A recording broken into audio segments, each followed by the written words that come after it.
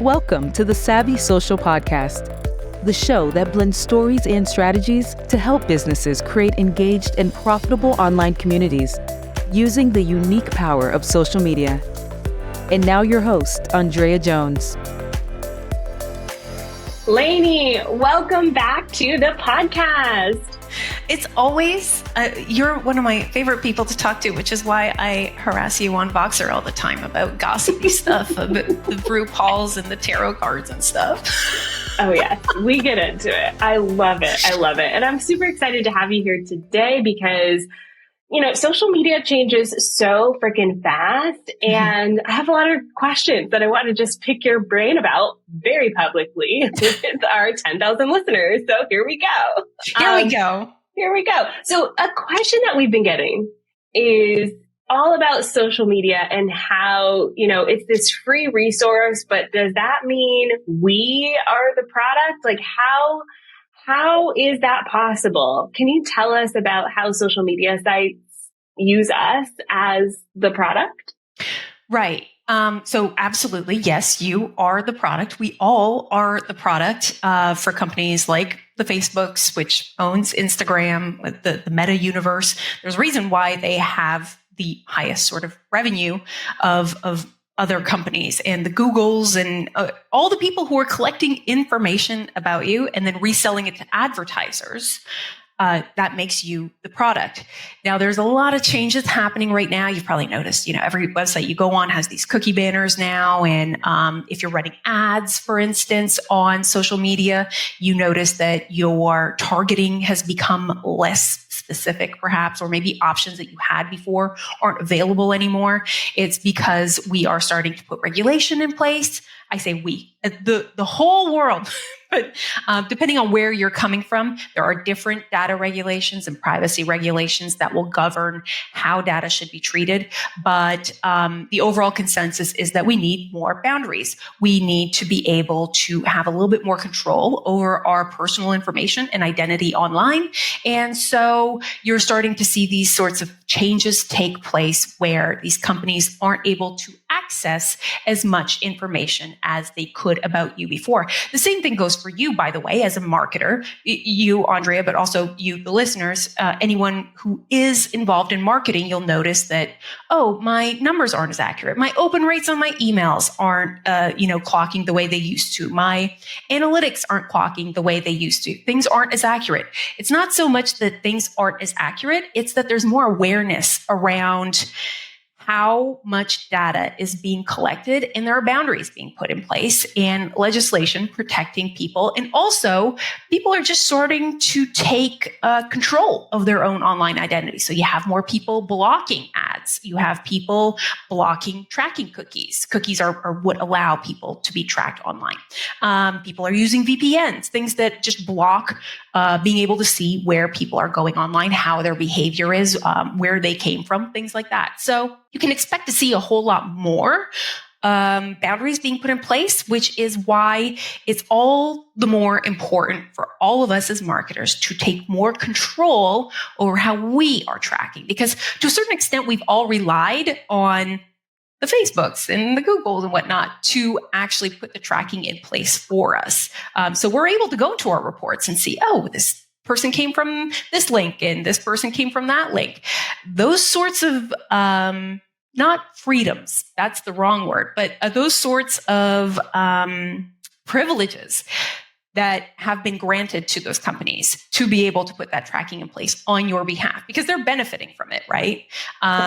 That's going to be minimized, and you're going to have to take more control over how you're tracking your promotional efforts. Oh, interesting. So as a user then, how do I kind of protect myself? Is it like you said, blocking ads and things? So how do I know what data is being collected from me by the social media sites?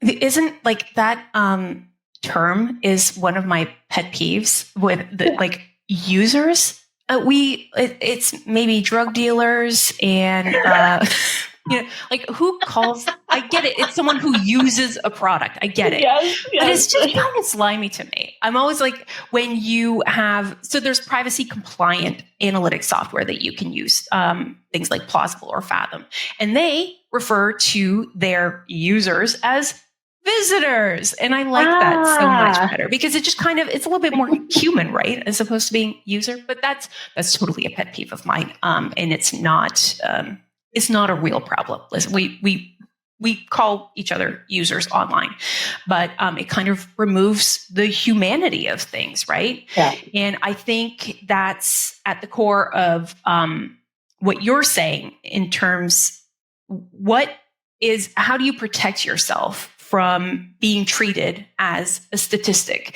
being treated as information that can be exploited, essentially. One of the top things I would say before you even look at the companies themselves who are collecting your information, please turn on your two-factor authentication, because it's not just the companies. It's being the hackers who can access your accounts, who can start charging things to your accounts, who can be collecting things like email addresses and phone numbers and all kinds of stuff that you may have stored in your social media accounts. Being able to access your ad account that has your credit card attached to it and spending. This is not an unheard of thing to do. So the best thing you can do, for starters, is the big picture of things. Turn on your two-factor authentication to protect your identity, your account, your actual profile from being hacked. The other thing would be to minimize how much personal information you're actually putting on there. So if you don't need your credit card put into your account, don't put it. If you do anything that you don't need to be putting into to a platform, don't do it. I mean, it's one of those things where it can be more convenient, but you also have to mitigate the risk, especially the more accounts you have, the more risk there is of having that information accessed.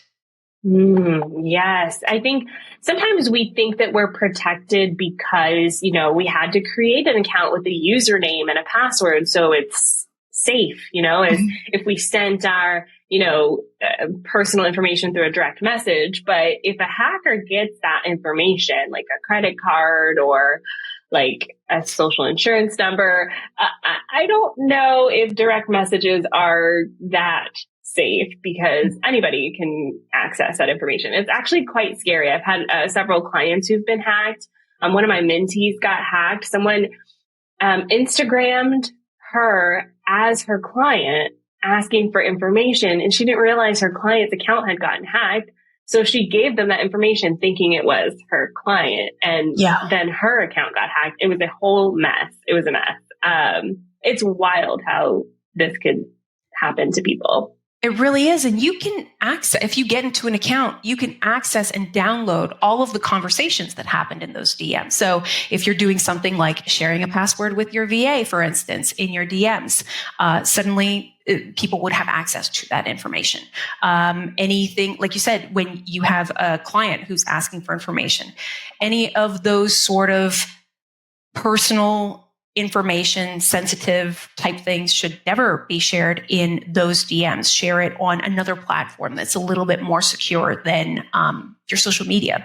Keep in mind also that all of the information that you're inputting into your DMs is being harvested and used by that platform to better target you or other people who are in your circles. So anything that you are posting on there is what you are being essentially targeted with. Now, I mean, I like targeting as much as the next person. When I'm looking for a white tank top and I'm wanting to see the white tank tops that are available to me, I sure do like that targeting, right? But there's a time and place for what you want to be targeted for instance. You don't want to be putting health information. You don't want to be putting too much, when the prompts of what was your grandfather's name and what, like those sorts of things. You want to minimize how much of that type of information that you're sharing. Yeah, I've seen those posts. I mean, there is a certain demographic of people on Facebook who love to, share like the address that they grew up at or their first car. And these are all like security question answers. Like, do not share this information. Yeah. Anywhere. Yeah. But it feels fun in the moment, but it can be really dangerous. So you mentioned too, looking at the sites themselves. I know how you personally feel about TikTok, but can you share with our audience, some of the challenges, especially with data and TikTok? So TikTok, I love TikTok. It's a great way to wonder where the last hour went, right? And that's how I got sucked into it. And I, like everybody else, and then I started using the platform to post, and I started educating myself as to how the information is being used. I don't want to put it out there like scary oogie boogie stuff that it is the end all and be all of the worst, platforms with how they're using your data. They are not. They're using your data the same way everybody else is. They're not any worse than Facebook, but I got off of TikTok, again, to mitigate risk. I don't need more out there. I'm just going to limit my exploitation to just one platform, please and thank you. So it's just Instagram for me for now, because I don't feel that it's worth it for me to be on TikTok. That's my personal choice. However, the conversation around this right now is around the fact that the company is owned by ByteDance, which is a Chinese owned company, which means the Chinese government, based on their legislation, would have access to all of the data. That means all of your DMs, all of your videos, whether they're drafts in or not. There's some argument as to whether TikTok actually has access, and they have had this in the past. So just because they say they're accessing one thing, doesn't mean they might not be sort of pushing that boundary a little further. And it's been shown that it appears that they are tracking all of what you're typing into your keyboard. Apparently that's not happening anymore, but so any text message you sent off of the TikTok platform, for instance, was being tracked by the TikTok app. This is according to all these different researchers. So I encourage you to do your own research as to what is being collected and what you're comfortable with. But I don't think there's a lot of talk about TikTok being banned. Some schools are banning it, and because of, and a lot of federal entities are banning it because of this Chinese-owned issue, let's call it. But I don't think it's going to be banned. I really think that it's going to further push the regulation necessary for all of these apps. What are you collecting? Being transparent about what is being collected, because there's a significant lack of transparency. And you keep finding all of these apps, not just TikTok. I know it's the easy one to pick on right now, but if you start doing your research, a lot of these apps are collecting all kinds of information that they're not being transparent about how they're collecting it, what they're doing with that information, where it's being stored, how long it's being stored, who it's being shared with. You're even seeing companies right now like the Bay, and there's a big thing in the news right now where these companies like, is it Petco or something like that, where they were actually sharing customer information with Facebook, not just the email addresses that we have been putting into Facebook, but actual spending habits and things along those lines. So transparency, I really do see that this is going to be the year, or at least maybe it's just hopes, but I feel like this is going to be the year where we're going to start understanding a lot more and seeing a lot more about how our information is being used. Those cookie banners I mentioned earlier that, you have to manage my preferences as to how I'm being tracked on this website. We're seeing those because it's an awareness thing of being like, oh, you are entitled to knowing how your information is being used. When I say you're entitled, it depends on where you're from. If you're European, Europeans have more privacy and data privacy rights than the rest of the world does. But I really do think everyone's sort of playing catch up to that and advancing the cause of knowing what's happening to your personal information. I find it so fascinating, the liberty some of these apps take. I kind of get tunnel vision sometimes. I'm like, it'll work itself out. That's my toxic positivity shining on through. Yeah. But it's scary sometimes, like the amount of data. And I know TikTok is taking the heat right now because it's the shiny new thing. But I like that you mentioned that other apps are doing this too. And we just have to be mindful, and the awareness piece of like, how are these apps using our data? And them being in the news is kind of forcing them to be more transparent with what they're doing. Like tracking our text messages, that's wild. That is not okay for any app. When you're giving them access to your photo album, are you just giving them access to the photos that you select, or is it your full photo album? It's your full photo album. So it's everything that's in there.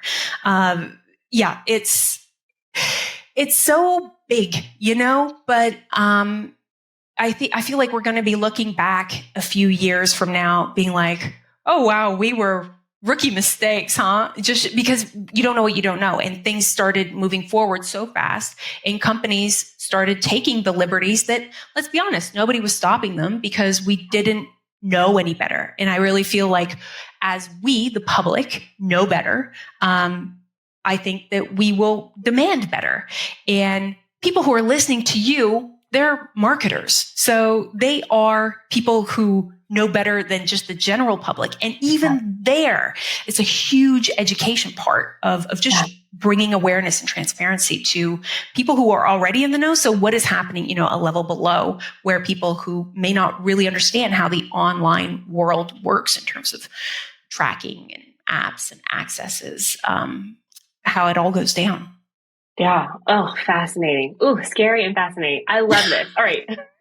We're going to take a quick break. When we come back, I want to talk a little bit more about looking at social media data. And then also I want to ask a few questions about ChatGPT, because that's a hot topic. So we'll be right back. This conversation about artificial intelligence is just the tip of the iceberg, my friend. And in the Savvy Social School, we're going deep into all things AI. So I want to give you an invitation to come on in and join us. For example, if you want to learn more about the different prompts that you can give ChatGPT so that it gives you more and more refined content ideas, that's a resource we're adding into the school as I speak. And also, if you want to learn more about how to input data into ChatGPT and have it spit back out the exact things that you want it to, that's also a new resource we just added in the Savvy Social School. We also have so much more support in the school, from our weekly co-working sessions, our trend reports, our live classes, tons of courses on topics like TikTok, Facebook, and Instagram, and so much done for you content, captions written for you, graphics designed for you, videos edited for you, all included in your membership at the Savvy Social School. So come on in and join us. I'll see you there. Bye for now. We're back. So tell me, Lanie, you're like the data person. I was actually talking with one of my mentees recently, and she name dropped you and didn't realize that we know each other. She was like, you've got to listen to Lanie Lamarre's podcast because she goes into all of the details about data. Did you know all of this about Google Analytics? I was like, oh, I know. Did you know? Yeah. That's the thing about it too, kid. Like, I don't want this to be an oogie boogie scary conversation. I know I keep sort of harping on that. The things that you don't know are scary. When you know them and you face them, they become a whole lot less scary. So I don't want it to be, data it's great. It's great to use to make informed decisions, but you don't need all the data. All the data doesn't matter. Like Google Analytics is a great example where it collects something like, it's like over 500 data points. I can't name 500 data points, right? But it's collecting all that information. Now, I know what information that I would need to make a decision, a data-driven decision. You can think of some data points that you would need to make a data-driven decision. Did they land on this page? Did they do this when they got there? What happened next? Those sorts of specific questions and understanding what data you actually need, as opposed to just collecting and hoarding all the information, is the key to being properly data-driven in a responsible way. Yes. And I think that's it too. Like, I look at something like Google Analytics and I'm so embedded in it that I'm probably going to continue using it. And also I'm going to educate myself on what are the downsides? What risks am I putting my clients at by continuing to use this data? What are the implications? So I do think it's important to know all of that so that you go into it with eyes wide open, so to speak. Yeah. But when it comes to social media data, I find that my conversations with my clients and students, it can be challenging to actually know, how is this successful? How is this actually impacting my business? So from a data expert perspective, can you talk a little bit about that? Yeah, it's great to frame it the way you have as well, where how do I know if it's working?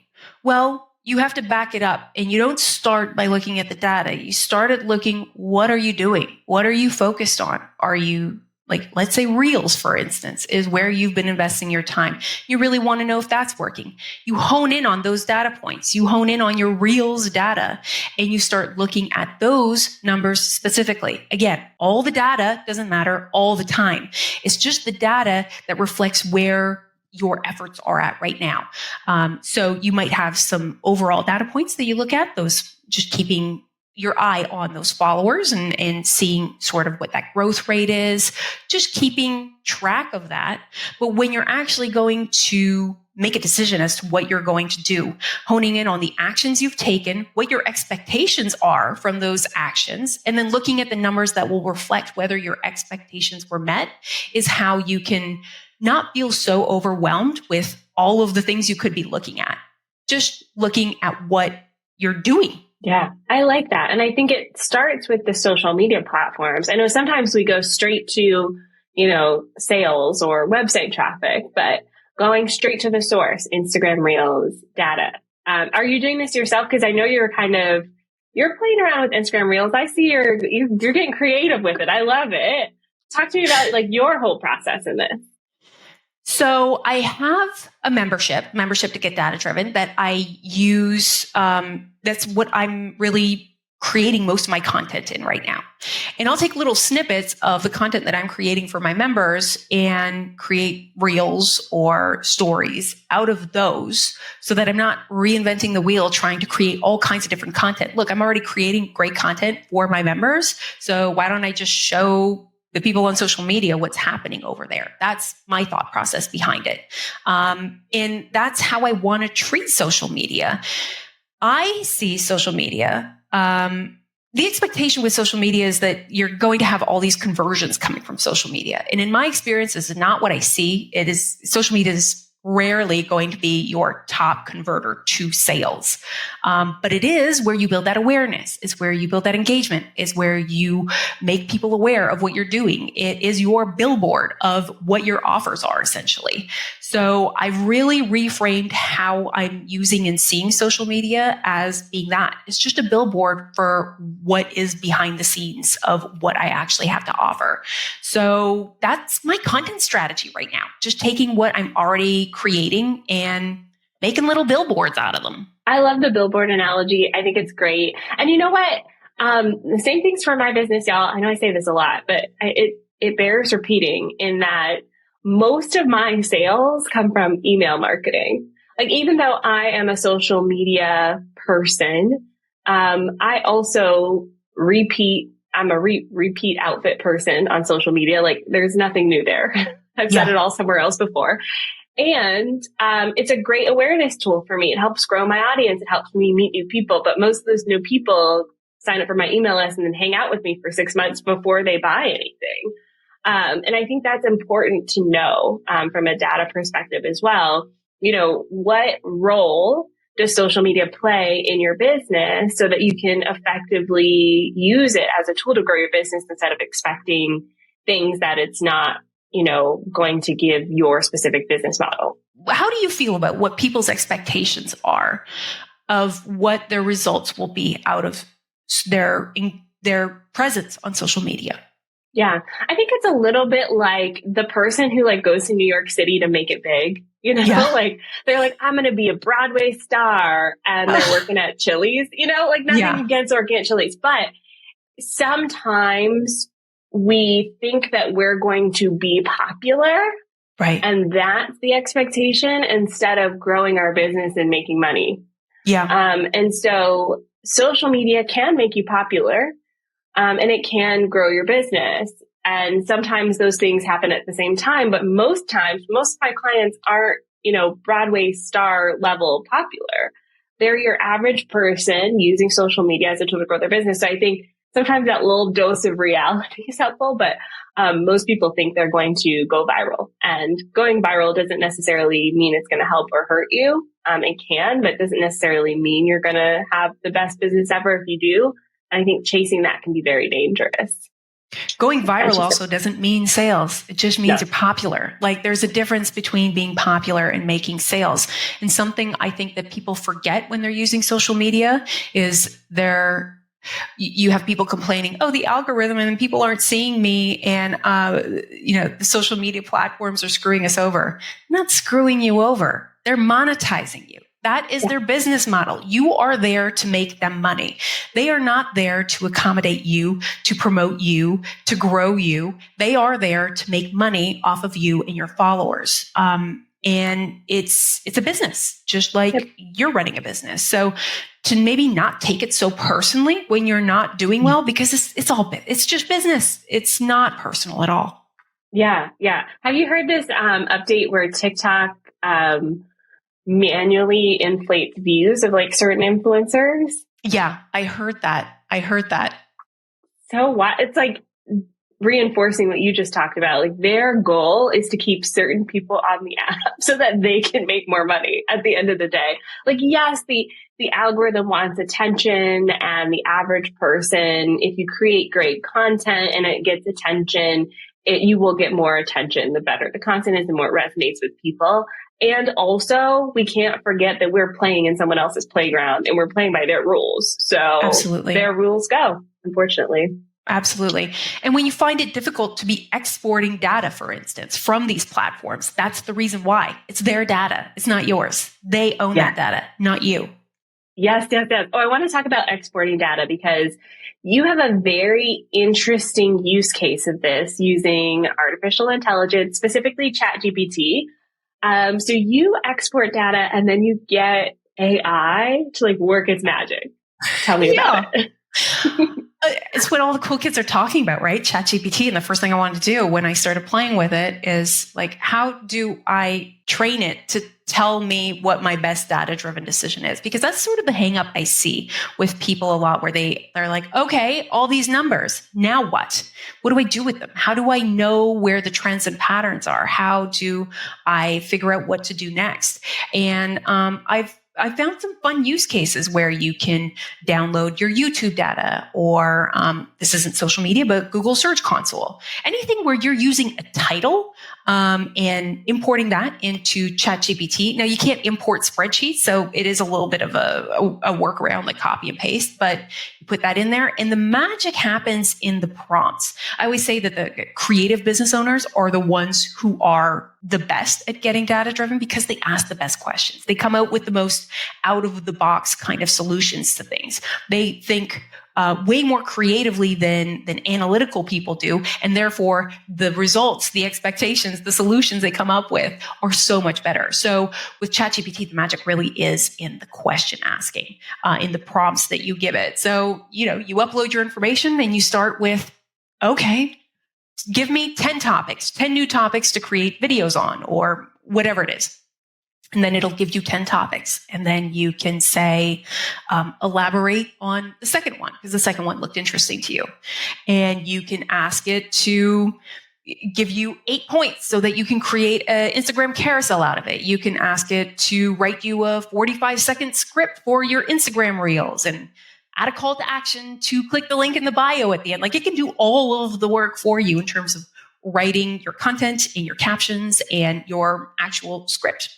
So being able to find those creative ways to use them is it's fun. It kind of makes you more creative in a way where it gives you an idea and then you can just roll with it, because it'll only do about 80% of it for you. You still have to put your own brand and your own input and your own research, by the way, because ChatGPT is not, it doesn't give you the sources where it got this information from. So you can't treat it like gospel. You do have some responsibility to verify your information. But yeah, it's a fun tool to start playing with, and you start thinking of other things that you're like, oh yeah, I could go down this rabbit hole that you might not have thought of on your own, which I think is really interesting.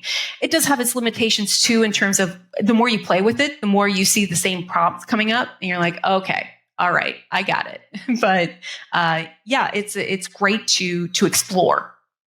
Yeah. I'm actually kind of good that it has limitations. Like, I'm glad it has limitations, because my first thought was like, oh no, the robots are taking over. This is the end of the world. like this is where they go, oh, humans are bad. Let's get rid of them all. So I like seeing the limitations that it's bumping up against, but it's funny that you say that about sourcing as well. Like, oh, the robots can be wrong, so it's just it's like regurgitating information, but it could be regurgitating the wrong information. Anyways. And it's not making any qualms about it. Like, it tells you on the first page, limitations, big bold letters. Like, it's not fine print. And it's like, we might be wrong. This might have incorrect or biased information. I like that transparency. I'm a big fan of it. Now, what they're doing with what you put into ChatGPT, again, don't ever put personal information into ChatGPT. Don't put addresses and names and email addresses or IP addresses even. Like, these are not things that you put into ChatGPT, and it will tell you as much to not be putting that sort of stuff in there. And it does say we might be pulling from people's personal information in its limitations, which I really appreciate that level of transparency, because I would like to see other platforms start to follow suit on that. Yes. The bold transparency right up front, not in like a terms and conditions that we just all swipe through anyways. Mm-hmm. Absolutely.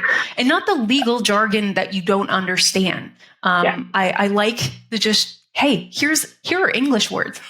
Yeah. Plain English. Thank you, please. Yes. I love that. Oh my gosh, Lanie, a wealth of knowledge as always. So for those listeners who want to learn more from you, what's the next best step? My only social platform at this point is Instagram. You can follow me at OMGrowth, OMGrowth. And you can go over to OMGrowth.com, OMGrowth.com. And you can find more about me and my content. I have my podcast, the Let's Get Data Driven podcast. I have the membership, the Let's Get Data Driven membership, which is a nice low cost membership where you can get data driven, start putting the tracking in place that you own, that not all the other people own, not the Facebooks and the Googles, but you own your own information, your own data, your own tracking, and have fun workshops like how to use ChatGPT to do all your data-driven decision-making, things like that. Yes, highly recommend y'all the membership. It's great. I have it as part of my CEO cast on Monday to go look in there and see what I need to update for my data, because there's always something. And I'll put all of those links in the show notes, OnlineDrea.com/243. That's 243 at OnlineDrea.com. Lanie, thank you so much for joining the show. Thank you, Andrea. And thank you, dear listener. Next week, I have another fantastic interview coming to you with Maggie Patterson. We're going to dive into her no-nonsense approach to social media marketing. So stay tuned for that next week. I'll see you soon. Bye for now.